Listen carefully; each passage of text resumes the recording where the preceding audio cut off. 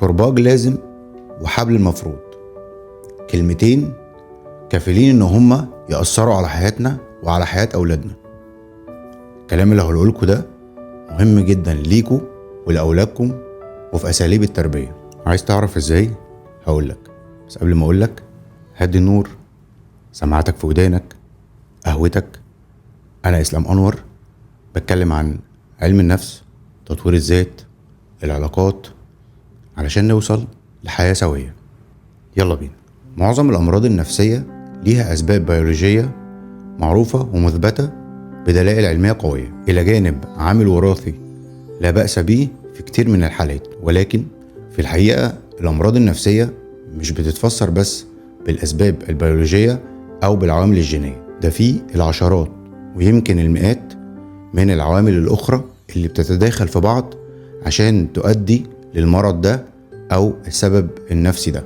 ومن أهم العوامل دي طريقة التربية ومعاملة الأب والأم والرسائل اللي وصلت للأبناء من خلالهم، واللي تأثيرها تضامن مع باقي العوامل لحد ما أصبح عندنا مريض نفسي. زي ما قلت لكم في الفيديوهات اللي قبل كده إن كل واحد فينا بتوصله رسائل نفسية اللي مع تكرارها وتأكيدها من الأب والأم بتتحول لجزء لا يتجزأ من التكوين النفسي للأبناء، لدرجة إن الرسائل دي بعد كده بتطلع من جواهم ليهم تلقائيا وكأنها بتاعتهم هم شخصيا. يعني اللي وصلته رسائل انت ما تستاهلش، انت اقل من غيرك، شوف فلان احسن منك ازاي، هيكبر وهتفضل الرسائل دي جواه، وهيطلع له صوت من جواه يقول له انت قليل، انت وحش، فلان عمل وانت ما عملتش، وهكذا. احنا جوانا جهاز نفسي مهم زي الريكورد بيسجل فيه كل الرسائل اللي وصلتنا في طفولتنا وصدقناها عن نفسنا وعن العالم وعن الآخرين. الجهاز ده شغال 24 ساعة في اليوم، حتى واحنا نايمين ممكن يبعت لنا رسائله في الأحلام. الجهاز ده حتة منك، مش حاجة منفصلة عنك، ولما الرسائل دي بتطلع لوعيك بتكون خلاص بتاعتك.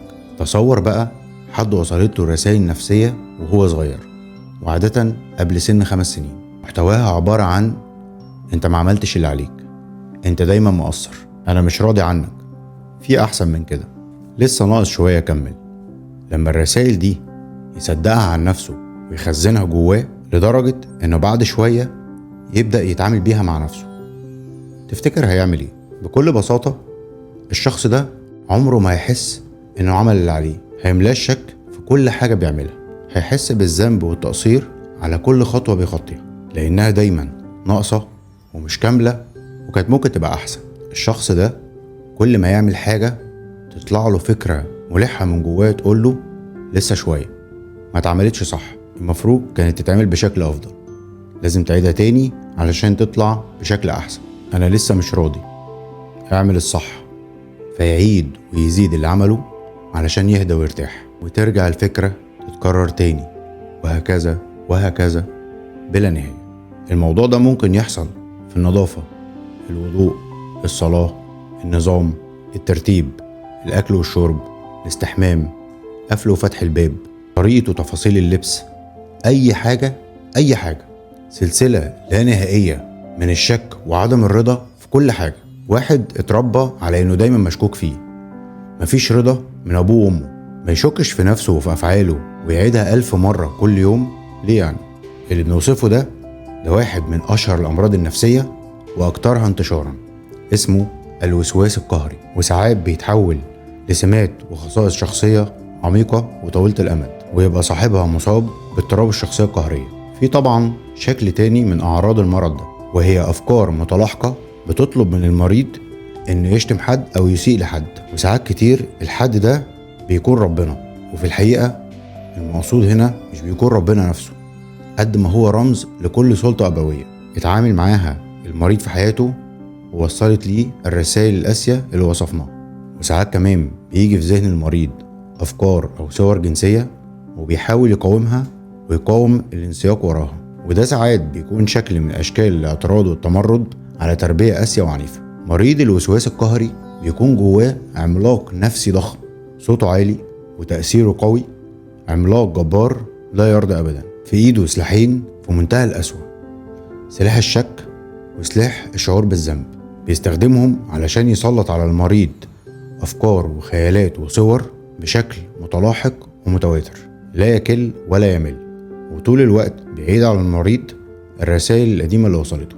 انت ما عملتش اللي عليك، انت دايما مقصر، انا مش راضي عنك، اعمل الصح.